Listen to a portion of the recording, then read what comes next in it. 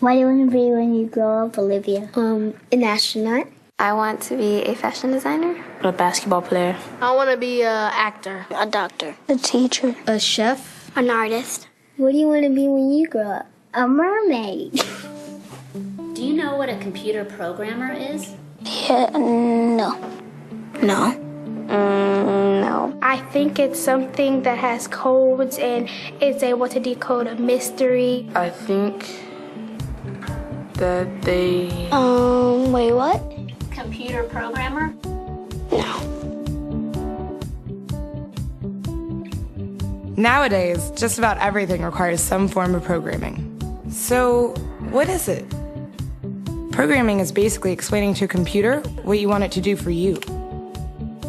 When you're programming, you're teaching possibly the stupidest thing in the entire universe, a computer, how to do something. Programming is one of the only things in the world that you can do where you can sit down and just make something completely new from scratch, you know, whatever you want. It's really not unlike kind of playing an instrument or something, or playing a sport. It starts out being very intimidating, but you kind of get the hang of it over time. Coding is something that can be learned, and I know it can be intimidating. A lot of things are intimidating, but you know, what isn't? A lot of the coding that people do is actually fairly simple. It's more about the process of breaking down problems than, sort of coming up with complicated algorithms as people traditionally think about it. Well, if it's fairly simple, why aren't there more of us doing it? Over the next 10 years, there will be 1.4 million jobs in computer science, and only about 400,000 grads qualified for those jobs. That's a shortage of 1 million people. So, how do you start?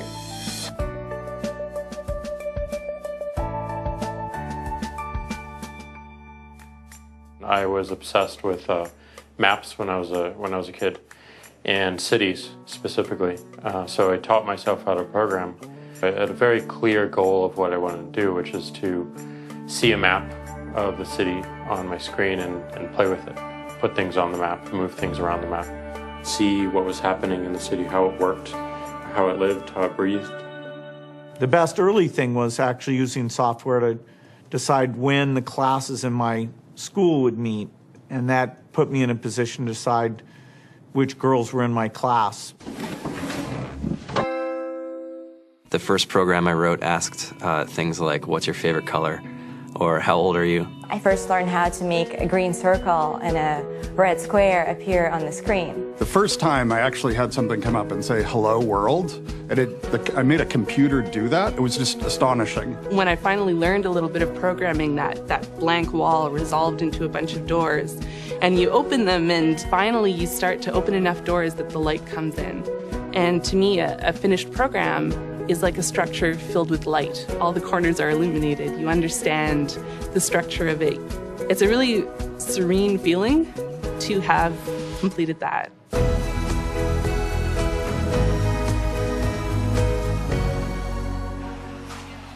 It took me some time to realize that creating things with your hands or creating code, creating programs, is just a different way to express creativity.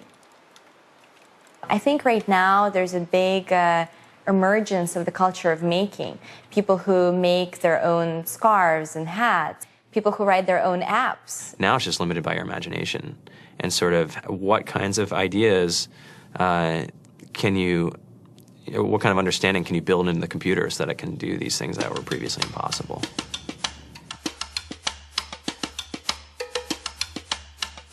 All great things are built in teams when you collaborate with other smart people.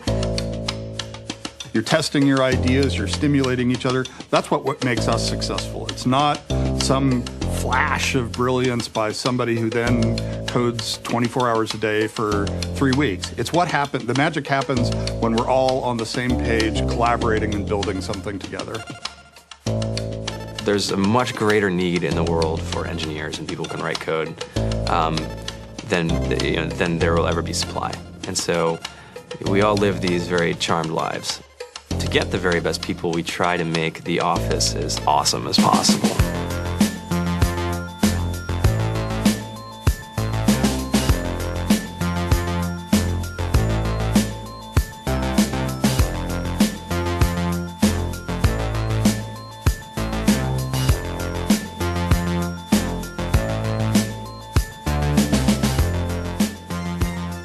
have a fantastic chef, Free food, breakfast, lunch, and dinner.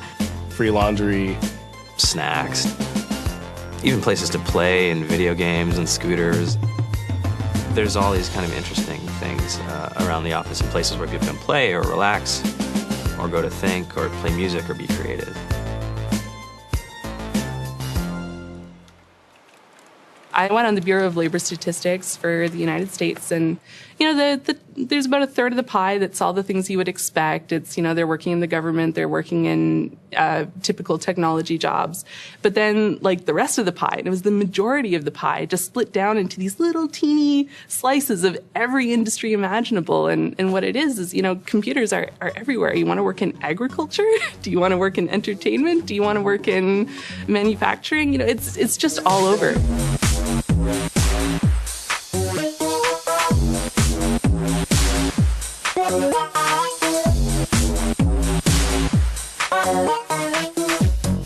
Here we are, 2013.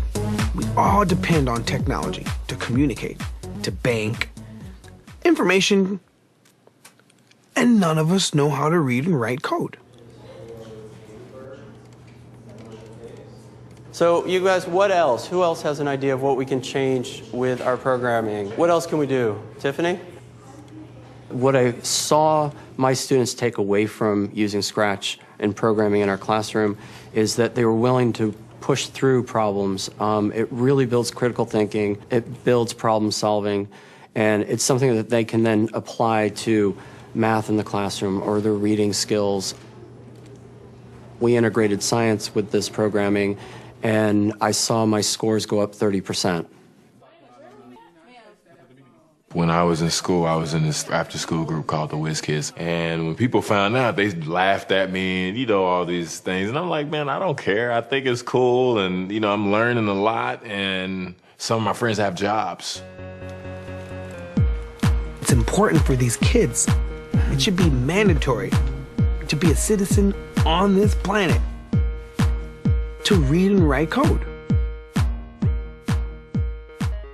I just think you have to start small, right? And I think that's one of the biggest misconceptions about computer science and programming overall is that you have to learn this big body of information before you can do anything. You don't have to be a genius to know how to code. You need to be determined. Addition, subtraction, that's about it. You should probably know your multiplication tables. You don't have to be a genius to code. Do you have to be a genius to read? Do you have to be a genius to do math? No? No? I think if someone had told me that software is really about humanity, that it's really about helping people by using computer technology, it would have changed my outlook a lot earlier. Whether you're trying to make a lot of money or whether you just want to change the world, computer programming is an incredibly empowering skill to learn. To be able to actually come up with an idea and then see it in your hands and then be able to press a button and have it be in millions of people's hands. I think we're the first generation in the world that's really ever had that kind of experience. The programmers of tomorrow are the wizards of the future. You're going to look like you have magic powers compared to everybody else. I think it's amazing. I think it's the closest thing we have to a superpower. Great coders are today's rock stars. That's it.